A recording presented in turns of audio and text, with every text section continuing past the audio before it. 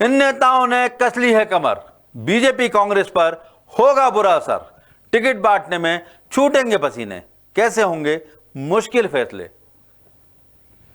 नमस्कार, मैं हूं हरीश देवेकर और आप देख रहे हैं न्यूज स्ट्राइक। कहते हैं चावल जितना पुराना हो उतना ही अच्छा होता है।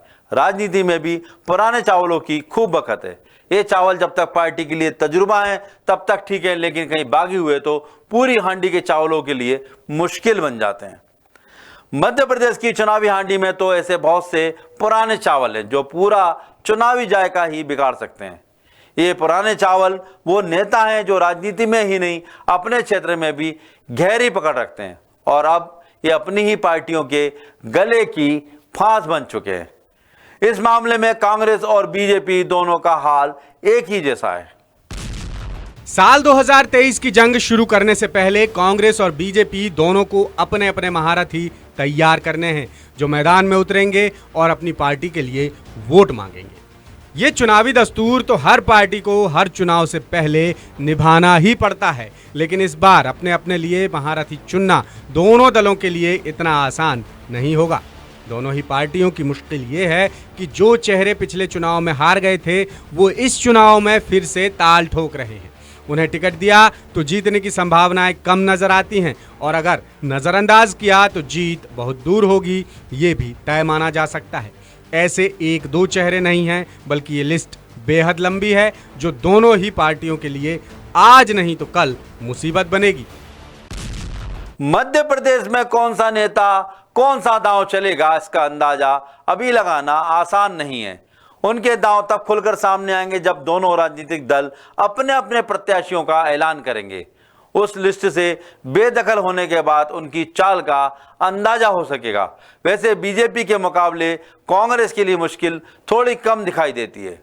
कांग्रेस को तो अपने पुराने लीडर्स को ही मैनेज करना है, लेकिन बीजेपी को पुराने लीडर्स को मैनेज करने के साथ साथ दल बदल कर आए उन नेताओं को भी मैनेज करना है जो पिछली बार हार गए थे।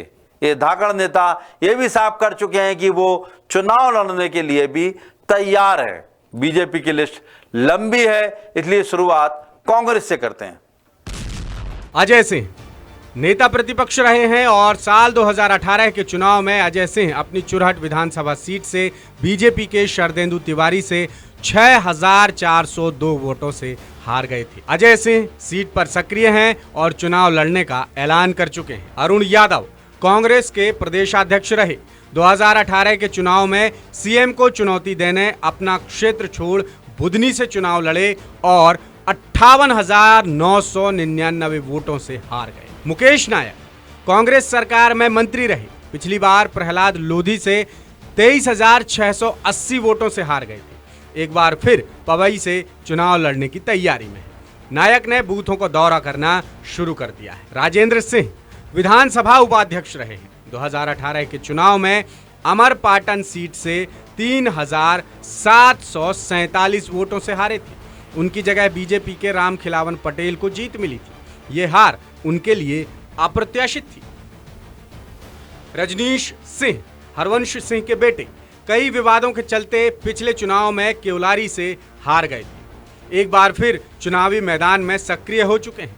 रामनिवास रावत पिछले चुनाव में विजयपुर सीट से सीताराम जाटव से महज 2,840 वोटों से हार गए थे। इन सभी नेताओं के भाग्य का फैसला पीसीसी चीफ कमलनाथ के हाथ में है। कांग्रेस में भी साफ हो चुका है कि टिकट इंटरनल सर्वे की रिपोर्ट के आधार पर ही मिलेगा। ये अगर कठिनाई की बात करें तो कठिनाई की बात भारतीय जनता पार्टी में है, क्योंकि वहाँ शिवराज, महाराज और नाराज 3 गुटों में भाजपा बट चुकी है।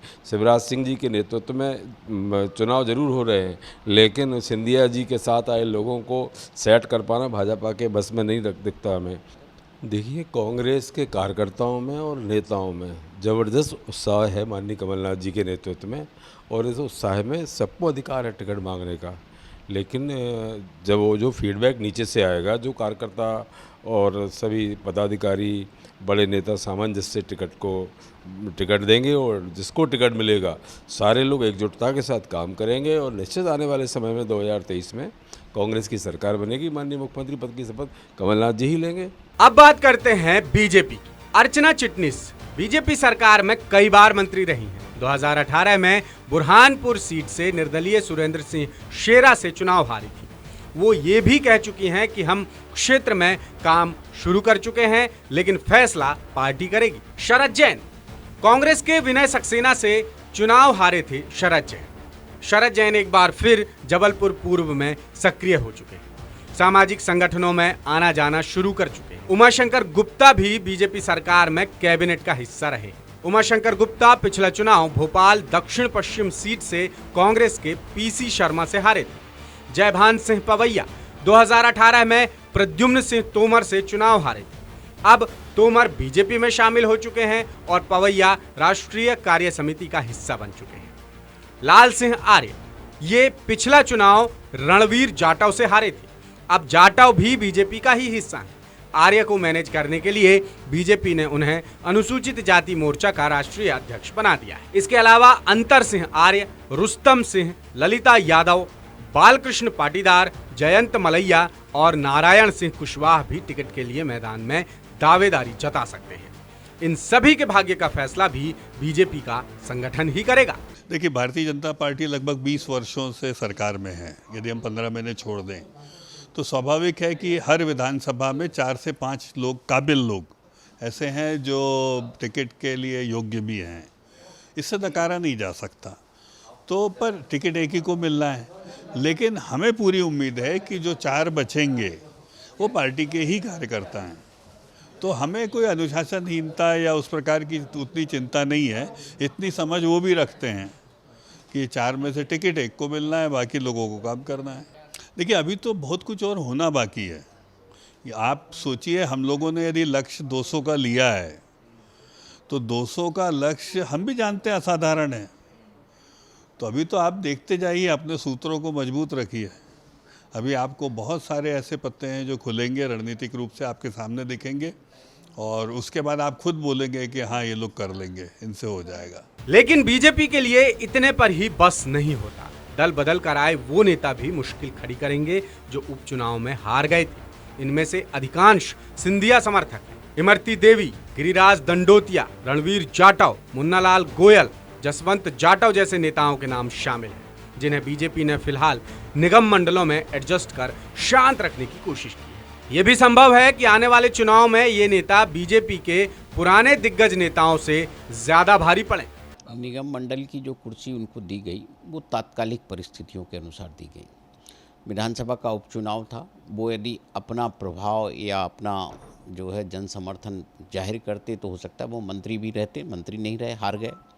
और देखिए, कुछ जो सीटें हारी हैं उनको आप देखेंगे वो ऐसी सीटें थी जहां कांग्रेस हमेशा जीतती रही है।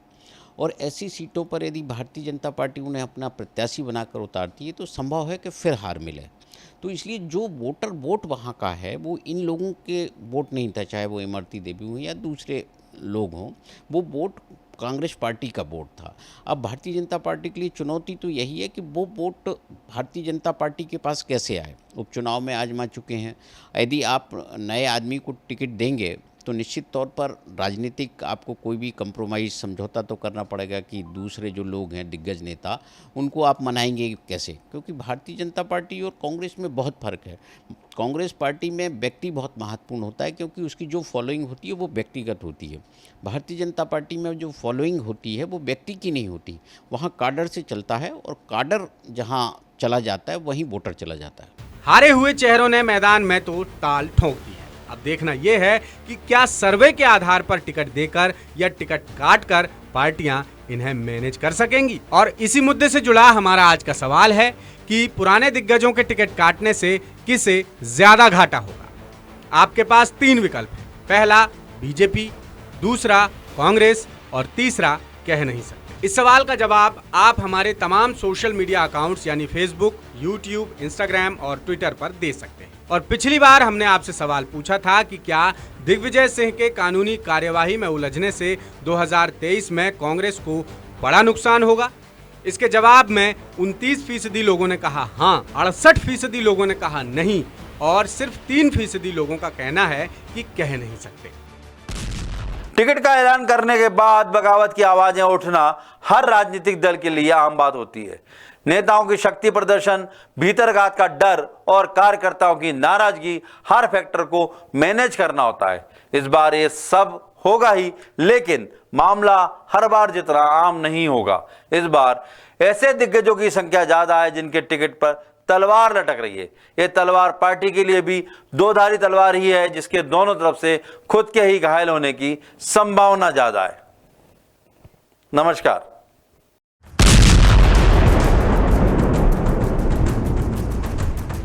और एप्पल स्टोर से डाउनलोड करें हमारा ऐप द सूत्र। आप हमारी खबरें thesutra.com पर भी देख सकते हैं। Social media platforms Twitter, Facebook और इंस्टाग्राम पर भी हमें फॉलो कर सकते हैं। साथ ही यूट्यूब पर भी हमें सब्सक्राइब करें।